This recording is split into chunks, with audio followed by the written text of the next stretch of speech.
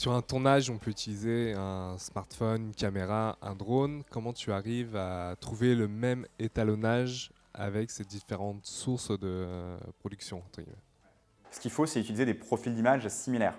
Un profil d'image, c'est quoi? C'est un réglage de contraste, de netteté, de saturation qui va créer une image en sortie de boîtier.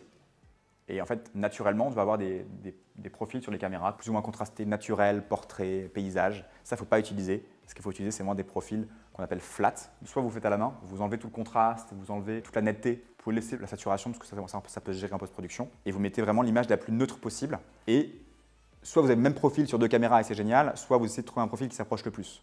L'erreur que font beaucoup de débutants, c'est de filmer en log. Le log, c'est quoi? C'est un format très flat avec comme un voile sur l'image. C'est le profil qui permet d'avoir le plus de gamme dynamique, comme on dit dans la vidéo, donc le plus de possibilités à l'étalonnage. Mais en fait, c'est un profil qui est destiné à des professionnels, qui est très dur à exposer. Donc il faut souvent surexposer un peu le log. Donc si vous partez en tant que débutant dans le log parce que vous voulez avoir une super image, souvent c'est très casse-gueule et vous allez vous retrouver avec une vidéo pas très exploitable.